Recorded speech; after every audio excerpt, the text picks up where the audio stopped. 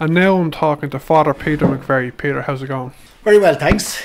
That's great. Peter, Near FM did a 3-part documentary about you and your trust work about two years ago. And people can still listen to the documentary, including an in-depth interview with you on podcasts on the Near FM website. So we won't go into the same level of detail now. But just to start off, could you give me a summary, say in 2 minutes, of how you got into the work that you do today in homelessness? And tell me, how has life really changed for the people since the 70s today? Well, I started working with homeless people by accident. I was working in the inner city, and we were doing a range of things with young people. We had opened a youth club, we opened a craft centre, we opened employment schemes. And then I came across a 9-year-old kid sleeping on the streets. So we added a little hostel to the services we were already running. But then the numbers started to grow, and some of the kids were eventually growing out of the hostel, so we had to open a hostel for older kids, and one thing just led to another.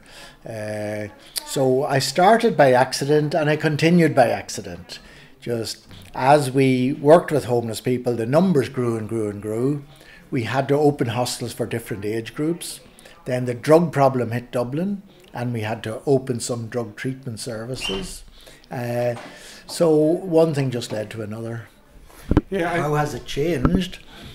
There are two problems of homelessness. There's homeless children under the age of 18, and there's homeless adults. The situation for homeless young people has improved enormously. Still not perfect by any means, but it has improved enormously. And the reason for that is that in the Childcare Act of 1991, homeless young people were given rights. They were given a right to suitable accommodation and a right to suitable care. And that has changed everything. If they were not receiving those rights, they were able to go to the High Court.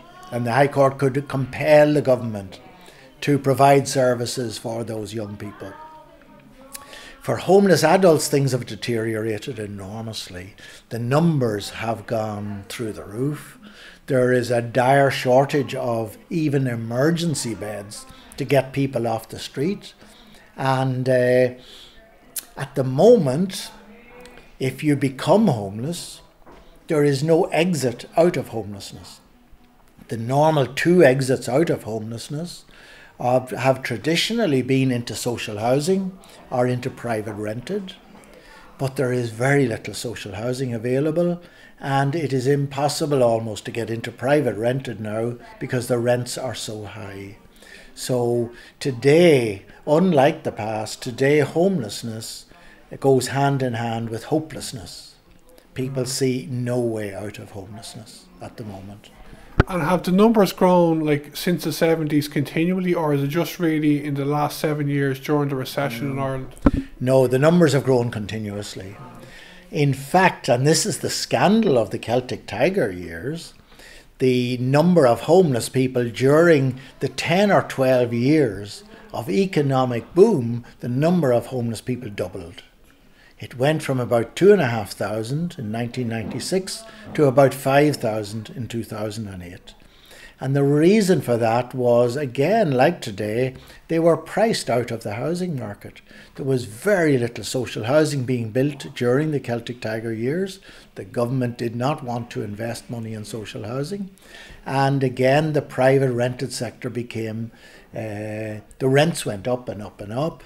You had a lot of people coming into the country to find work, and they were all looking to the private rented sector to get accommodation. So again, homeless people and people generally on low incomes found themselves priced out and squeezed out of the private rented sector. So the number of homeless people, even during those years when we had more money than we knew what to do with, the number of homeless people doubled.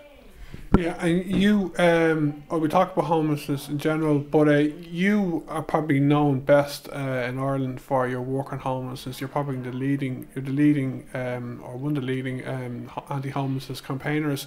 But you work on a range of issues, don't you? And even for homelessness service, you kind of focus on the most marginalised. Well, I suppose everyone who's homeless is marginalised, but you kind of work with a lot of people who have drug problems now, don't you?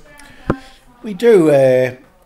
When you work with homeless people, you have to work with the whole person. And in some cases, the homelessness is just one problem of many that a person has. They may have an addiction problem, they may have a mental health problem, they may have anger management problems, they may have behaviour problems. If you're working with homeless people, you have to try and address all those issues, or help them to address all those issues. So we work with homeless people who are going to third level education, and we work with homeless people who are seriously addicted. We work with the whole range of homeless people. But our ethos is to work with the most marginalised, because they are the ones basically who will get the least help, because people don't want them, they have too many problems. So our ethos and our the niche that we tried to fill is to work with the most marginalised and the most difficult of homeless people. Yeah, and I only read the other day that you're a great supporter of Dual Ireland, aren't you? The organisation that works for people who are kind of have mental health problems and they've drug problems, being treated holistically, like. Well, I'm not involved with them, but I do support them very strongly. I have had some contact with them, because we would be dealing with homeless people who have a dual diagnosis. They have an addiction problem, they have a mental health problem, and they get passed from Billy to Jack. They go to the addiction services and they say you have a mental health problem. They go to the mental health services and they say, well, it's really an underlying addiction problem. So they get passed from one to the other. And services for people with that dual diagnosis are very, very inadequate in Ireland, especially if you can't afford to pay for them. The services are almost non-existent.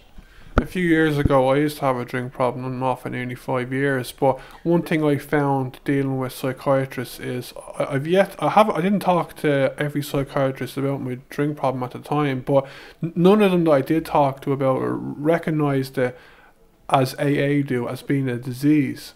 Do you accept that alcoholism is a disease? So if you have alcoholism, you have a disease, and I think that's what Dual Ireland are trying to work on as well, are they?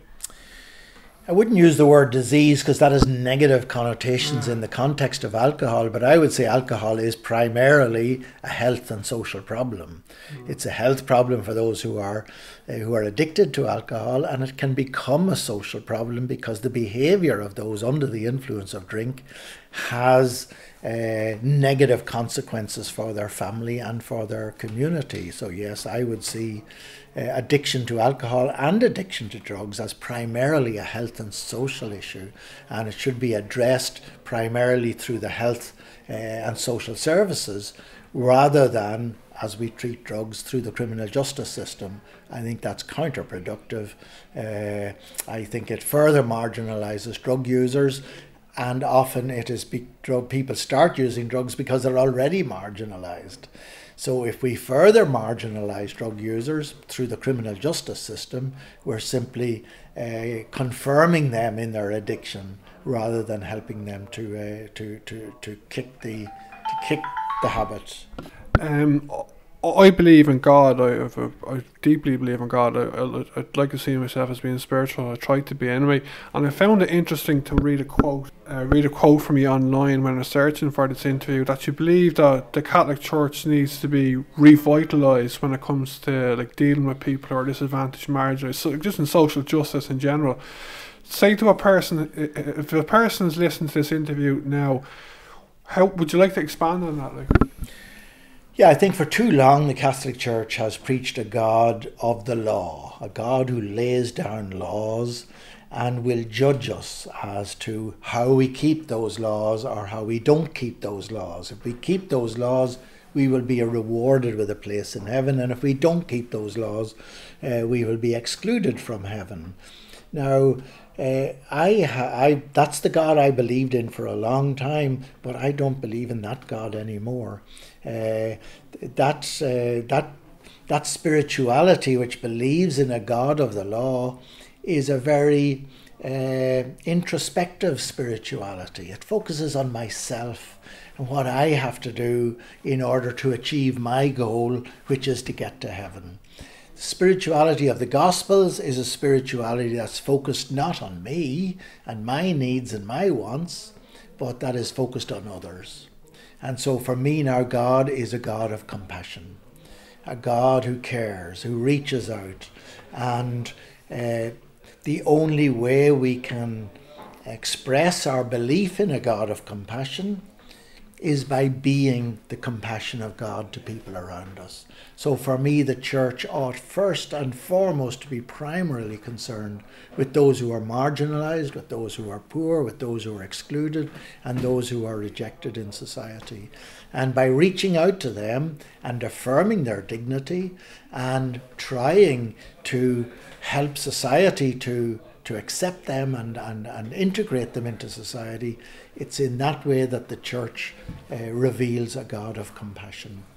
So yes, for me, our God is a God who is primarily concerned with those who have been excluded and poor by society. Yeah, I know you're a Jesuit priest. I was talking to a Catholic priest there several years ago, and he's telling me that in his parish, like this was before the recession, so I'd say things could be different now, but he was saying that like his people who are involved in the parish community, whatever you call them, the lay people, like most of them, like they argue over the most petty things. They aren't focused on social justice. Like he comes from a middle class. His parish was a middle class area, so he didn't have his estate. The church his estate is in didn't have that many social problems, but they didn't. They were preoccupied with petty things. Do you actually find many?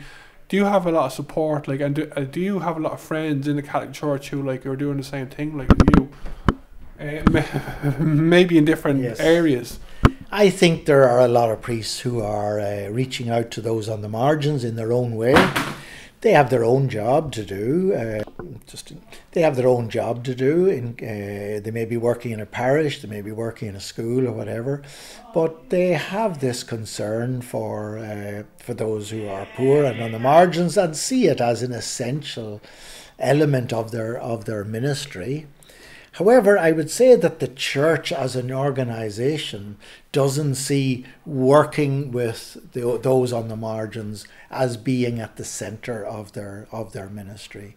It sees that as a sort of an additional extra to the work that the church is doing, which is primarily running parishes, saying masses, hearing confessions, doing weddings, doing baptisms, doing first communions. For me, reaching out to those on the margins, building a community which accepts those on the margins and seeks to bring them in from the margins, building that sort of community, to my mind, is at the core of what the church ought to be doing.